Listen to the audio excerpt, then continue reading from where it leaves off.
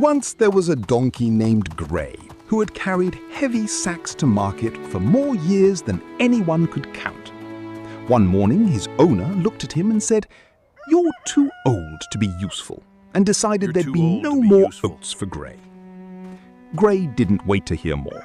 He packed nothing, because donkeys don't own anything, and set off down the road toward the city of Bremen. I can still bray. I may I'll be become old, a town he said to musician. himself, but I can still bray. I'll become a town musician. He hadn't gone far when he found a dog named Pepper lying in the dust and panting hard. Why so glum? "Why so glum?" asked Gray. "My legs don't run like they said Pepper. used to. My owner says I'm no good My for owner hunting says I'm anymore." no good for hunting anymore. "Come with me to Bremen," said Gray. "I'm going to be a musician. Come with me You to can Bremen. bark along." I'm going to be a musician. Pepper thought that sounded You can better than bark lying in along. the dust, so he joined. Around the next bend, they met a cat named Marmalade, whiskers drooping. "Let me guess," said Gray. "Nobody wants you either." Let me guess. Nobody wants you My teeth either. aren't what they were," Marmalade sighed. "I couldn't catch a mouse if it walked My up and teeth introduced aren't what they itself." were. I couldn't catch a mouse if it walked up and introduced itself. Bremen, said Gray simply, and Marmalade fell into step beside them. Last of all, they passed a farmyard where a rooster named Ferdinand was crowing his heart out, even though the farmer's wife had already told the cook to put him in the soup pot that very night.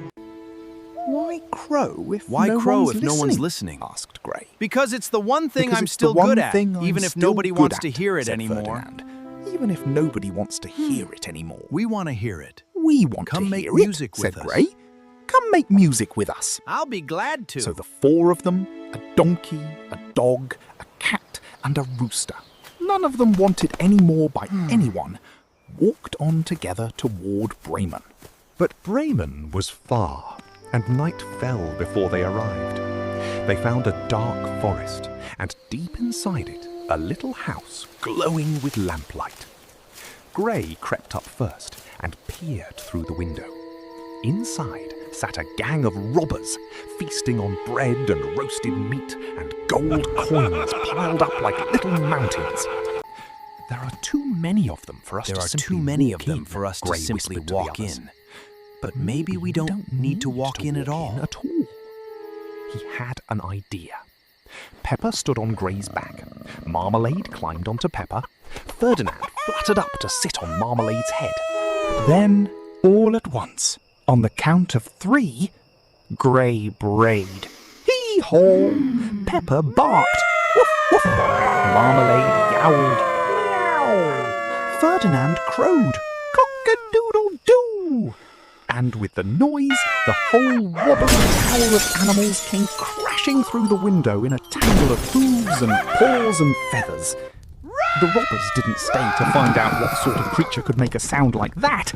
Run They for ran your lives! screaming into the forest and didn't look back. The 4 friends looked at the mess, the broken window, the scattered gold, the enormous dinner going cold on the table, and looked at each other.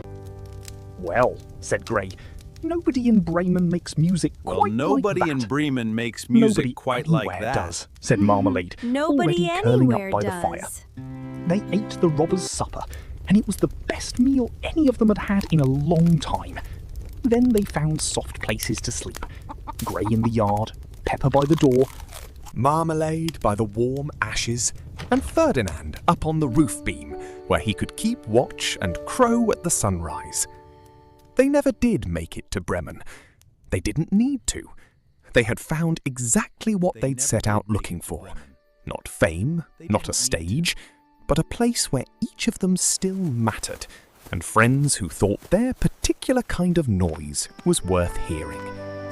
And every night, if you listen closely near that little house in the forest, you might still hear 4 voices singing badly and happily together. The end.